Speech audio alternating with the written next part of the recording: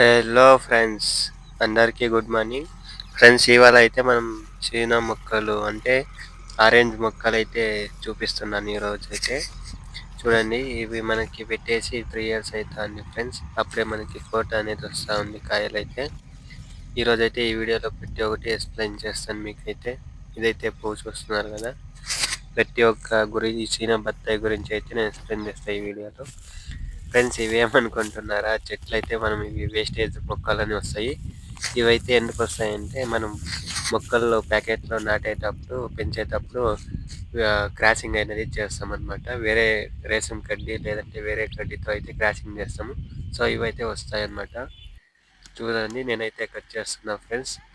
చూస్తున్నారు కదా, అవి మనం క్రాసింగ్ చేస్తాం కదా ఫస్ట్లో స్టార్టింగ్, అవి వస్తూ ఉంటాయి కాబట్టి అవి ఒక 5 ఇయర్స్ అయితే కట్ చేయాల్సి వస్తుంది. ఒక 5 ఇయర్స్ మనం కట్ చేసుకుంటే మళ్ళీ మంచి చెట్టు అయితే పెద్దగా అయితే మళ్ళీ రావు.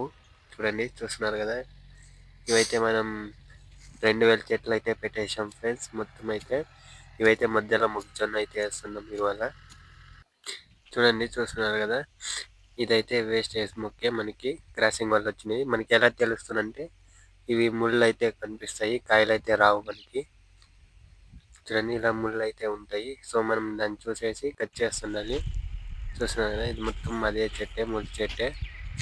దీని నుంచి మనకేం ఉపయోగం లేదు. అలా ముళ్ళులు అయితే మనకి కనిపిస్తాయి అన్నమాట. నేనైతే ఇవన్నీ కట్ చేస్తున్నాను ఈరోజు. పెద్దగా అయినాయి కాబట్టి చూడండి, కొడిలో కోసి అయినా కట్ చేయాలి. అవి కత్తిర అయితే వస్తుంది, నేనైతే కొడిలో అయితే కట్ చేస్తున్నా. పెద్దగా అయినాయి కాబట్టి కట్టెరతో అయితే కట్ చేయాలి.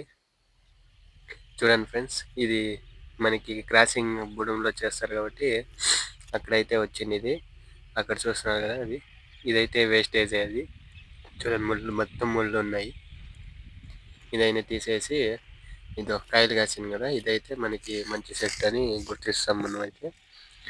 దీన్ని కట్ చేసేసి చూడండి, ఇది మనకి 3 ఇయర్స్ మొక్క, మనం చూస్తున్న మొక్క అయితే.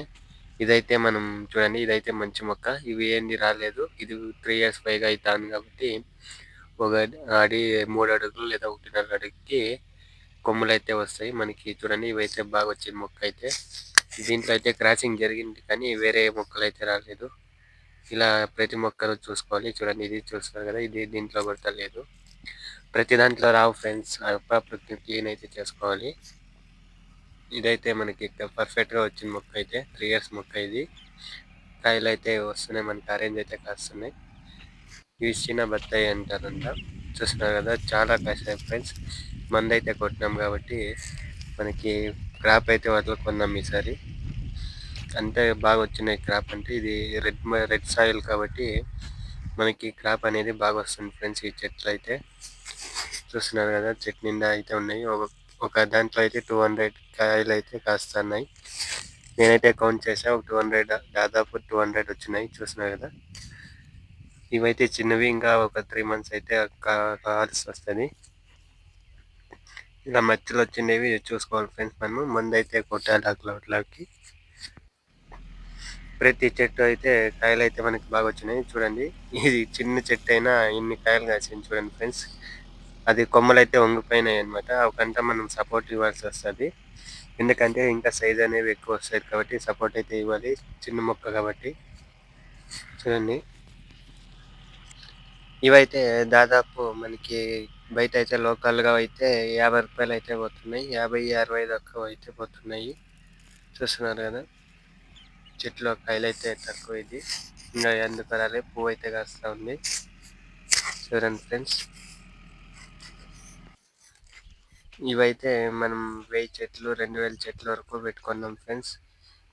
చూస్తున్నారు కదా, 15 అడుగులు డిస్టెన్స్ అయితే ఇచ్చి పెట్టుకున్నాం మేమనైతే.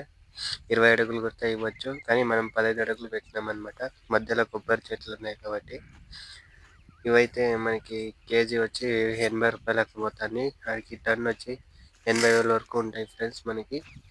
ఇవి వచ్చినంత లాభం అయితే వస్తూ ఉంటుంది.